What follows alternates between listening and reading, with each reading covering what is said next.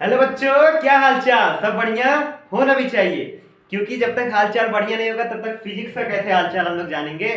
तो इसीलिए तो हालचाल बढ़िया रखना पड़ेगा। हाँ, अब आप सोच रहे होगे सर को क्या चस्का लग गया जो लब लिख दिए फिजिक्स में। भाई इसलिए रखें क्योंकि आप लोग क्लास 9 में अब आए हो। ऐसा मत देखना कहीं फिजिक्स को देख के भाग जाए। बहुत लोग कहते हैं ना भाई हो नहीं पा रहा है, लेकिन आप लोग जब पढ़ना चालू करेंगे ना तो फिजिक्स को अपना लब बना लेंगे। क्या बना लेंगे? लब बना लेंगे फिजिक्स को। क्यों? क्योंकि इससे कभी आप पीछे भागेंगे नहीं, इतना अच्छा लगेगा। अब आते हैं हम लोग, जैसे ये तो हमारा हो गया, लेकिन अब हमको पढ़ना है मोशन। अब भाई आप सोच रहे हो कि सर मोशन क्या ऐसे चलनी है? हो गया मोशन। भाई चलना ही तो मोशन है, ये तो हम जानते हैं, लेकिन ये कब तक था? क्लास 7th 8th तक का डिफिनेशन था, ये तो स्टैंडर्ड था। भाई वो आदमी चल गया, मोशन हो गया। कुछ नया लाओ भाई, टेक्नोलॉजी बढ़ रही है, थोड़ा नया दिमाग भी डेवलप करो। ठीक है, तो मोशन मैं बता रहा हूं क्या होता है। जब हमारा जब हम ऐसे खड़े थे तो ये हम क्या थे? स्टेशनरी ऑब्जेक्ट थे। लेकिन जब हम लोग चले, मतलब हमारा पोजीशन चेंज हुआ with respect to stationary object and in taken time, मतलब जैसे हम लोग रुके थे, चलना चालू है, पोजीशन चेंज हुआ with respect time and with respect stationary object is known as motion. उसे हम लोग मोशन कहते हैं। अब मोशन देख लीजिए, मोशन कितने टाइप के होते हैं, तो इसको मैं जानने से पहले आपको ये बता दूं। मोशन से पहले ये तो मैंने मोशन के बारे में बता दिया। अब एक चीज आता है ना, स्केलर क्वांटिटी वेक्टर क्वांटिटी, ये मैं बता दूं। स्केलर क्वांटिटी कुछ है नहीं, स्केलर वेक्टर कौन है? ये स्केलर और वेक्टर जो है ना, ये स्केलर आपका वो क्वांटिटी होता है जैसे मैग्नीट्यूड का हो जाता है। मैग्नीट्यूड मतलब क्या? सिर्फ इसमें मैग्नीट्यूड हो। भाई मैं 25 किलोमीटर चला, भाई मैं 20 किलोमीटर चला, ये मैग्नीट्यूड दर्शा रहा है। अब मैं बोलूं भाई वो धमाका चला था 25 किलोमीटर नॉर्थ से, मैंने क्या जोड़ा? नॉर्थ जोड़ा। तो ये क्या है? Direction plus magnitude. जब डायरेक्शन प्लस मैग्नीट्यूड की बात की जाए तब वो वेक्टर क्वांटिटी होता है, और जब सिर्फ मैग्नीट्यूड की बात की जाए तब वो स्केलर क्वांटिटी होता है। मतलब फलाना चले थे 25 किलोमीटर, स्केलर क्वांटिटी। धमाका चले 20 किलोमीटर नॉर्थ साइड में, वेक्टर क्वांटिटी। बात समझ में आ गई होगी। अब डिस्टेंस और डिस्प्लेसमेंट की बात कर लूं थोड़ा मैं। जैसे देखिए,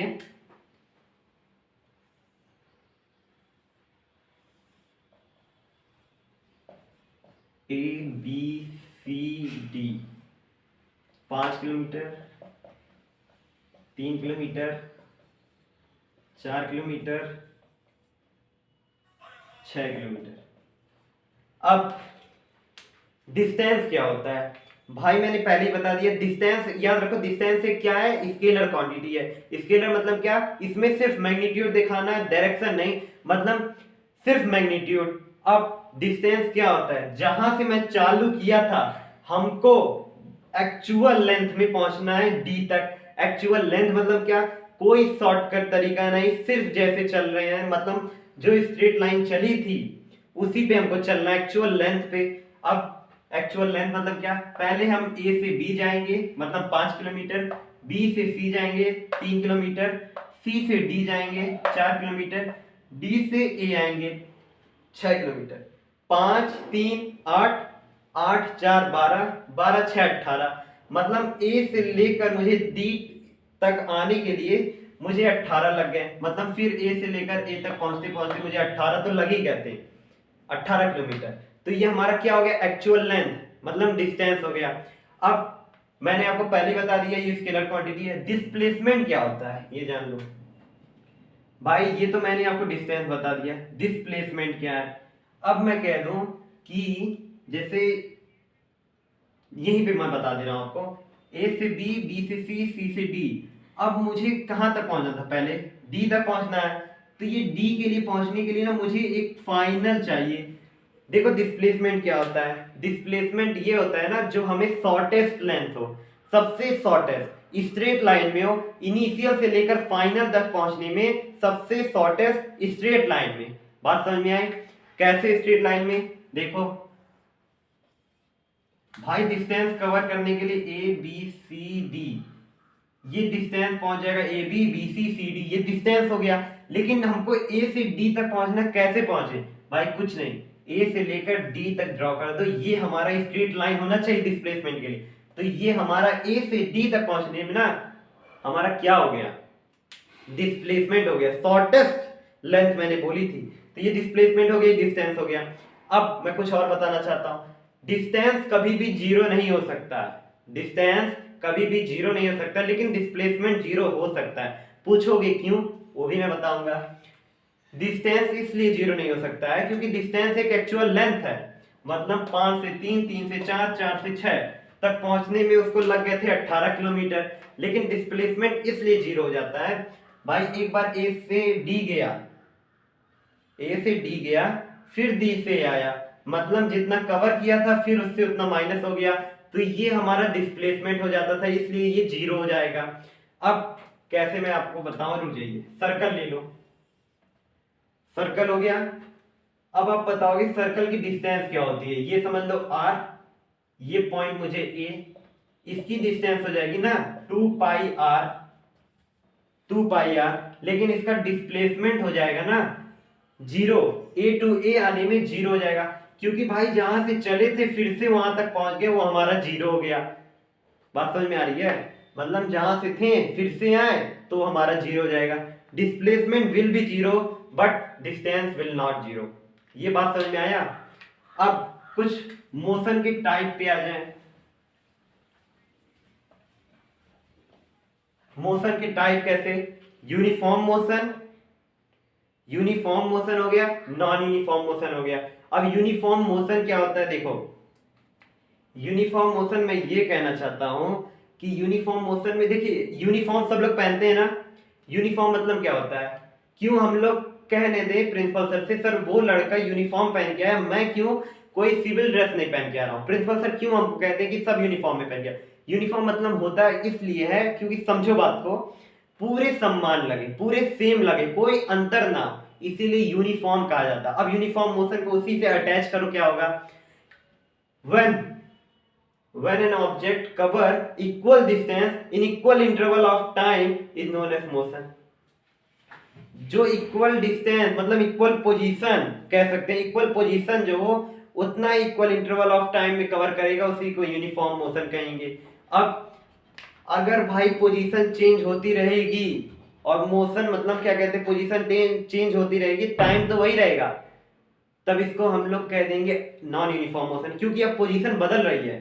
पोजीशन से क्या, देखिए एक छत पे जाइए, वहां से बॉल को फ्रीली छोड़ दीजिए, जब बॉल को फ्रीली छोड़ देंगे ना तो एक आप पढ़ेंगे ग्रेविटी, ग्रेविटी में जो हमारा आता है जी आएगा, ये स्मॉल जी है कैपिटल जी नहीं, ये जी, जब इसको छोड़ेंगे ना तो आप लोग इसकी स्पीड देखेंगे और तेज होती जाएगी और तेज होती जाएगी और तेज होती जाएगी, तेजी से गिरेगा, लेकिन इसकी क्या है, पोजीशन सेम नहीं है, ऐसा टाइम जो रिस्पेक्ट हमारा टाइम उससे पोजीशन सेम नहीं है, तो इसीलिए हम लोग इसको कहेंगे नॉन यूनिफॉर्म मोशन। अब मोशन तो खत्म हुआ, मोशन तो खत्म हुआ भाई, मोशन से छुटकारा मिल गया, लेकिन अभी मोशन से तो निकले हो, थोड़ा स्पीड को भी नजर ताक लो, स्पीड को भी ध्यान दो, स्पीड भी है।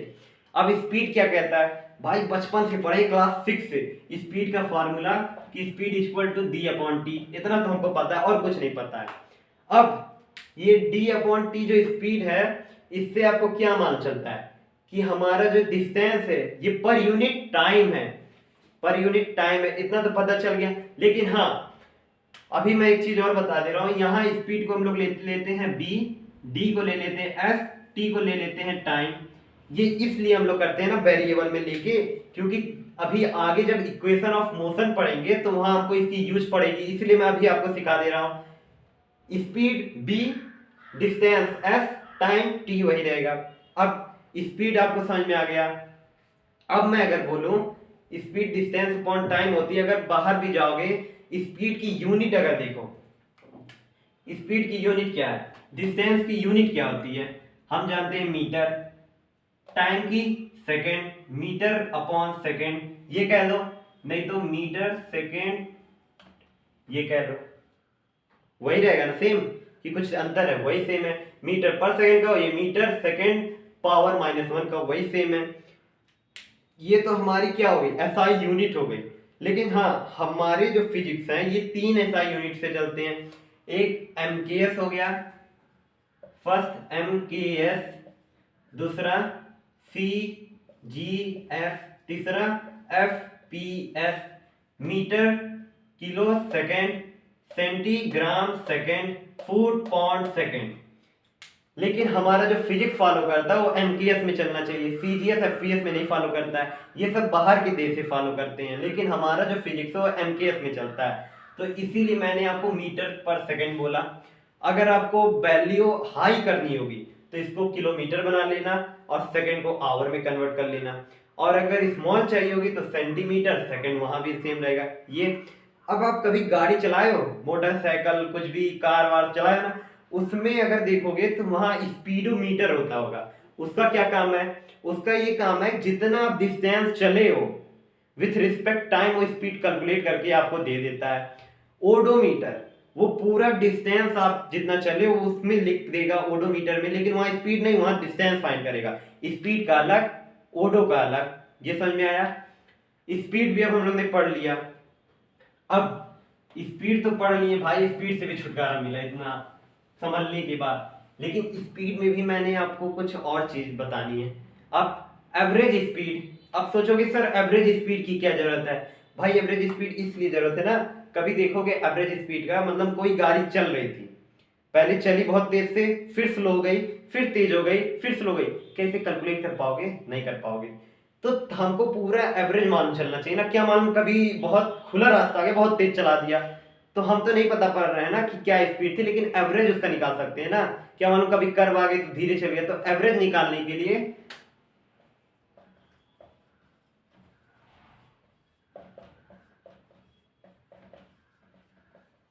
Total D upon total T।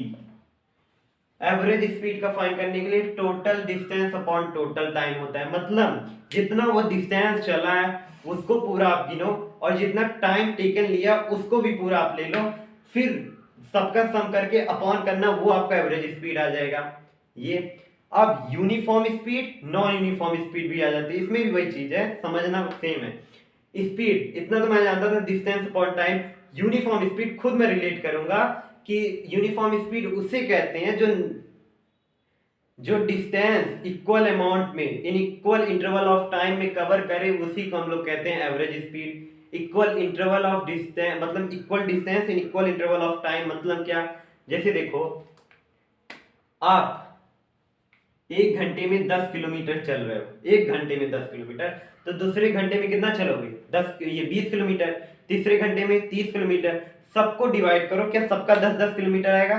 सबका 10-10 किलोमीटर आएगा। तो ये क्या है? यूनिफॉर्म स्पीड है। नॉन यूनिफॉर्म स्पीड, 1 घंटे में मैंने 10 किलोमीटर चला, दूसरे घंटे में मैं चल गया 30 किलोमीटर, क्या स्पीड तो अंतर आया ना? तो इसी को हम लोग कहते हैं नॉन यूनिफॉर्म स्पीड। मतलब इक्वल डिस्टेंस नहीं कवर किया इन इक्वल इंटरवल ऑफ टाइम में उसने।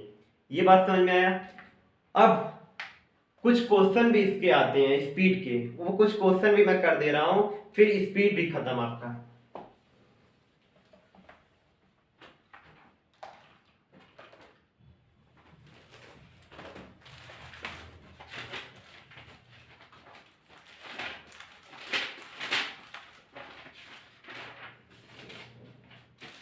जैसे देखिए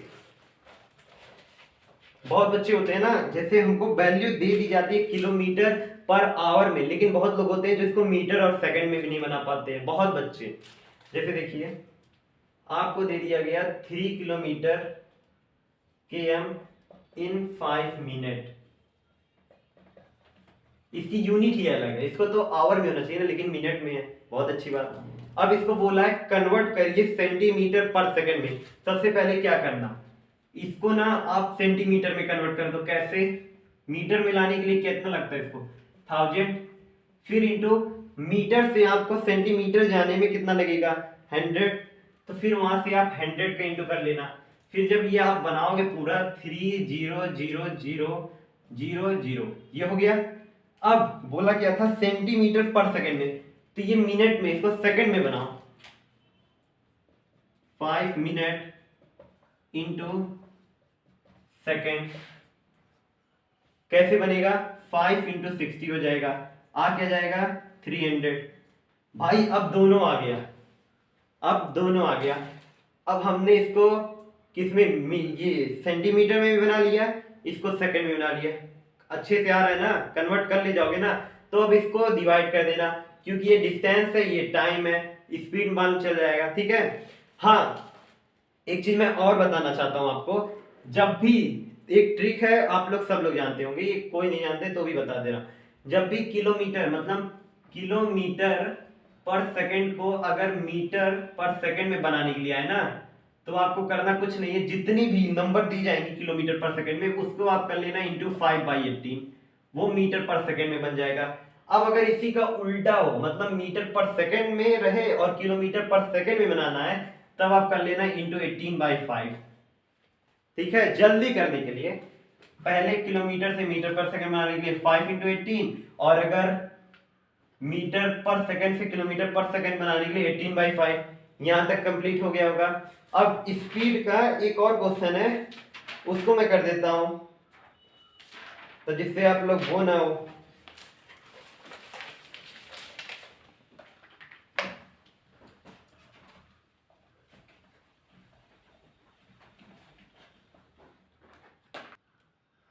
तो मैंने बोला था स्पीड का एक क्वेश्चन और दूंगा, लेकिन वीडियो ज्यादा लंबा हो जा रहा है, लेकिन मैंने सब कुछ एक्सप्लेन किया है। आपको क्वेश्चन सॉल्व करना है, कमेंट में आंसर देना। अगर सही होगा तो मैं समझूंगा आप सब सीखे हो, नहीं सही होगा तो मैं ये सोचूंगा कि मुझे और मेहनत करना है। ठीक है। तो मैं क्वेश्चन आपको दे रहा हूं, लिख लीजिए।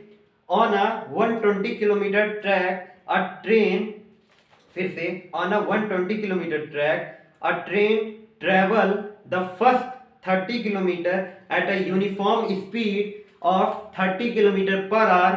How fast must the train travel the next 90 kilometer so as to average 60 kilometer per hour for the entire trip? बहुत इजी क्वेश्चन है, ज्यादा लंबा नहीं है, बहुत इजी है। अब हमने मोशन पढ़ा, स्पीड पढ़ा, डिस्टेंस, डिस्प्लेसमेंट, वेक्टर्स, स्केलर, और भी क्वांटिटी हमने बताई आपको, एमकेएस, सीजीएस, एफपीएस, सब रिमाइंड करना अपने दिमाग में। आज के लिए इतना ही, और आगे जब आएंगे तो वेलोसिटी और एक्सेलरेशन के साथ आएंगे, फिर इक्वेशन डेरिवेशन करना सिखाएंगे। लेकिन आप लोग इसको शेयर करिए, सब्सक्राइब करिए, क्योंकि आप ही का प्यार मिलेगा ना, तभी हम कुछ आगे बढ़ पाएंगे। लेकिन बस हम आगे बढ़े या ना बढ़े उससे मतलब नहीं है मुझे, लेकिन आप लोगों के अंदर कॉन्फिडेंट लेवल हाई होना चाहिए। Thank you, bye bye.